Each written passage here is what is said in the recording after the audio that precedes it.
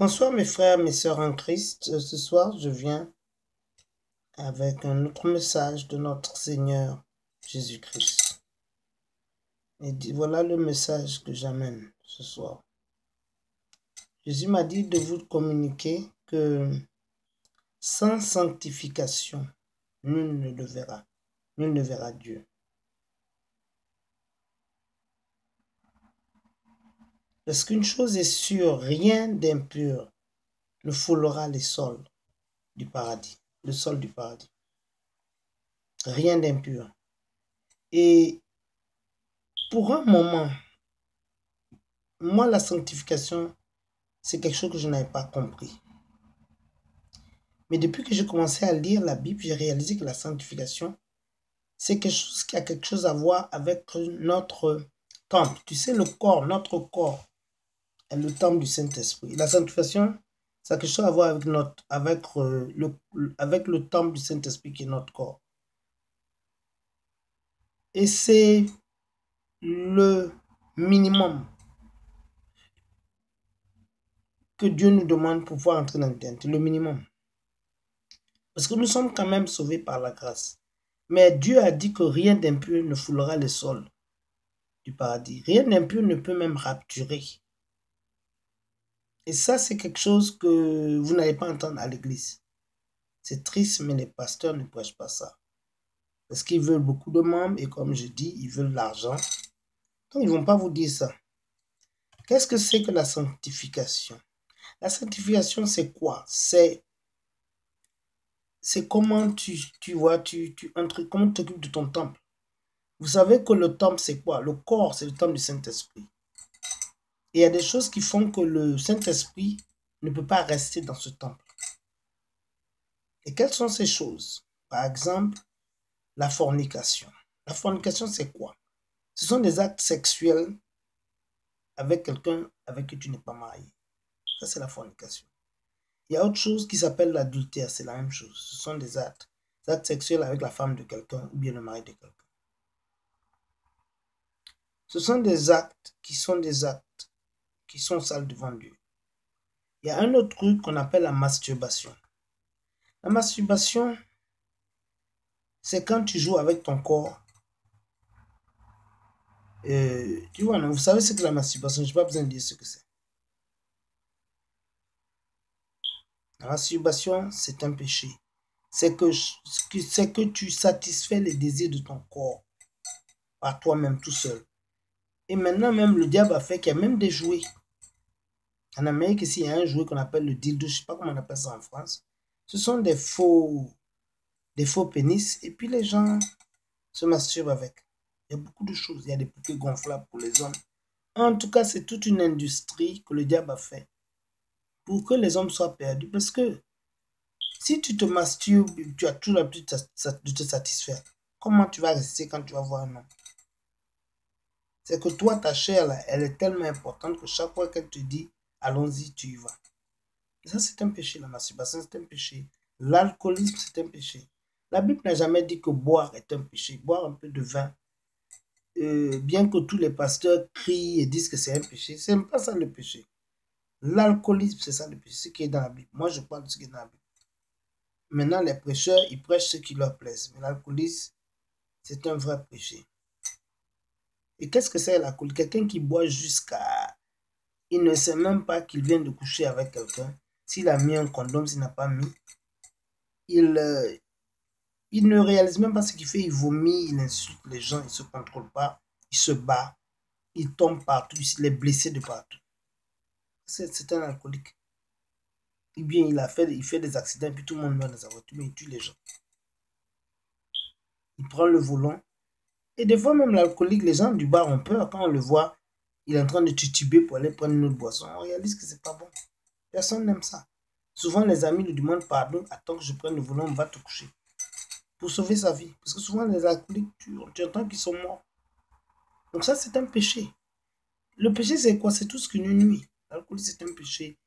Ou bien quelqu'un qui regarde la pornographie. C'est pas bon. Ou bien, j'ai entendu même que la sodomie, c'est un péché. C'est-à-dire faire du sexe dans le cul de derrière. Ça, c'est quelqu'un, celui qui fait ça là, avec une femme. Le cul de derrière, c'est le même cul de derrière. Il peut le faire avec un homme aussi. La Bible dit que tu ne peux pas te coucher avec un homme comme tu te couches avec une femme. C'est un péché. Et maintenant, il y a un grand truc. Les gens sont bisexuels. On appelle ça en dedans l'eau. C'est-à-dire que les gens couchent avec les hommes, mais c'est un truc secret. Voilà. Les femmes lesbiennes. Tous les péchés de la chair. Puis les gens qui regardent des pornographies, les choses sales. C'est pas bon, ce sont des péchés. Et ce sont des péchés, le drogué, celui qui se drogue jusqu'à... Comme l'Esprit Saint, tu es toujours high. Tu es au top avec ta drogue. Tu es toujours die, comme on dit. Comment l'Esprit Saint va te pénétrer quand toi-même, tu n'es jamais lucide? L'Esprit Saint, là, il peut rentrer. Comment l'Esprit de Dieu va venir en toi? Il faut être quand même un peu lucide. Tu vois ce que je dis? Bon, les péchés de la chair, ce sont des péchés qui font que l'homme n'est pas sanctifié. Et avec les péchés de la chair, personne ne foulera les sols du paradis. Personne ne verra la vie éternelle. Les péchés de la chair nous séparent de... Ça dit que quand tu es dans ces péchés-là, tu n'es pas sanctifié. C'est-à-dire ton corps, ton temple est sale. Tu bois du matin jusqu'au soir. Tu te lèves le matin, il n'y a même pas de café. Tu as déjà commencé à boire. C'est un péché, c'est un péché. Et puis on se demande quelle est la célébration. Tu n'es pas une fête, tu es en train de boire comme ça. Sinon, boire, ce n'est pas un péché. Quand tu lis la Bible, on ne t'a jamais dit ça. Quelqu'un qui boit, qui connaît, qui se contrôle, qui boit légèrement et qui ne boit pas pour devenir un fou, qui boit pour se sentir bien. Ça, c'est pas un péché. Mais tu sais, le problème, comme les gens ne lisent pas la Bible, on écoute ce que les gens disent. Maintenant, si tu sais que quand toi tu bois, tu n'arrives pas à te contrôler, ne bois pas. Si tu ne peux pas te contrôler, que tu dois finir toute la cambuse, que tu dois finir toute la bouteille de vodka et aller tomber partout, inciter les gens à se battre, mon frère, ma soeur, ne bois pas. C'est que tu es un alcoolique. Voilà. Ça dit que c'est l'alcool qui domine, c'est pas toi qui domine l'alcool. Et c'est des péchés comme ça qui vont faire. Le manque de sanctification, ça empêche d'aller au paradis.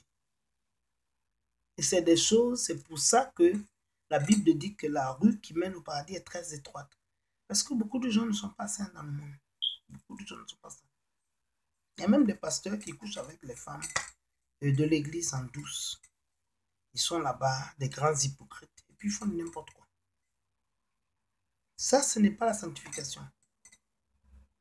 Ou bien des gens qui regardent des pornographies et qui se disent comme je regarde la pornographie et dans la privacité, dans la discrétion de ma chambre avec ma femme. Ce n'est pas bon. Tu regardes des fesses d'une chinoise, ta femme n'est même pas chinoise. Ça, c'est pas bien ça. Ça veut dire que bientôt tu voudras une chinoise comme celle que tu as vue dans le film. C'est pas bon, hein. Ce sont des péchés. Et sans sanctification, sans sanctification, personne ne verra l'éternel. Quand la trompette va sonner, là, tu ne vas pas monter. Tu ne vas pas rapturer. Et c'est des péchés que Dieu peut nous aider à conquérir. C'est très simple, très facile. Tu demandes à Jésus. D'abord, tu te confesses tes péchés. Tu demandes de te pardonner. Et tu donnes la force. Tout ce que tu demandes, donne-moi le pouvoir d'être sanctifié, d'arrêter. J'ai tel péché, j'ai telle chose. Aide-moi. Jésus adore ce genre de prière. Il va t'aider. C'est pour ça que la route est petite. Parce qu'il y a beaucoup de gens qui pensent que je peux être chrétien. Une fois que je fais la prière pour accepter Jésus, c'est fini, je suis sauvé. Non! Il faut faire attention. Il ne faut pas vous tromper. Dieu est saint. Et tout ce qui n'est pas saint, ça ne va pas rentrer. Ton corps ne peut même pas s'élever. Tu crois que la rapture, c'est pour tout le monde? Non, il faut que tu sois sanctifié, le minimum. Et même quand tu es sanctifié, que tu ne couches pas, tu as d'autres péchés. On a beaucoup de péchés. Hein? Beaucoup de péchés. Et comme Dieu est trop saint et que ce sera très dur que les gens aient au paradis, il nous demande quand même d'être sanctifiés. Oui. La Bible dit que si ta droiture n'excède pas ceux des pharisiens, tu ne vas pas rentrer. Hein? Et les pharisiens, c'est des gens qui savaient être sanctifiés. Et qui pouvaient être des gens très mauvais. Quelqu'un de sanctifié, ça peut être quelqu'un de mauvais, de jaloux. Il y a beaucoup de choses. Donc, mes bien-aimés, ceux qui ont des oreilles, écoutez, faites très attention. Très attention. C'est des petites choses comme ça qui font que les gens ne vont pas entrer au paradis. Et puis c'est des choses, quand tu pries, Jésus te donne le pouvoir de te sanctifier. Jésus te donne ce pouvoir-là. Tu peux être sanctifié. Et tu lui demandes, il est heureux même de donner ce pouvoir. Comme ça, tu peux rentrer. Et je vais vous dire quelque chose, la sanctification, c'est très, très important. Très important. Et ce n'est pas que tu es parfait, mais c'est déjà un début. Que tu crucifies ta chair, que tu dis non à ta chair. Ne te laisse pas aller dans toutes sortes de péchés. Parce qu'il y a des choses que les gens font qui sont sales. Même les gens qui couchent avec un chien, c'est pas bon ou bien se font laver par un chat. Les gens qui couchent avec les animaux, c'est des péchés graves. La molestation, quelqu'un couche avec un enfant, c'est pas bon. Ou bien tu couches avec la fille, la sœur de ta femme. Hein? Deux sœurs. Il y a des choses qui ne se font pas, deux frères. Mais bien aimé, que celui qui a une oreille écoute ce que l'Esprit de Dieu est en train de dire. Je veux prier avec vous. S'il y a quelqu'un dans l'audience qui réalise certaines choses et qui réalise qu'il ne connaît pas Jésus, que Jésus n'est pas son sauveur, je veux prier avec vous afin que Dieu vous sauve et que vous priez aussi que Dieu vous donne le pouvoir de vous sanctifier. Fermez les yeux et puis mettez-vous à genoux et venez mes bien-aimés compris. Répétez avec moi, Seigneur Jésus, je reconnais que je suis un pécheur. Je te demande de venir dans ma vie aujourd'hui, devenir mon sauveur personnel. Je prie, Seigneur Jésus, que tu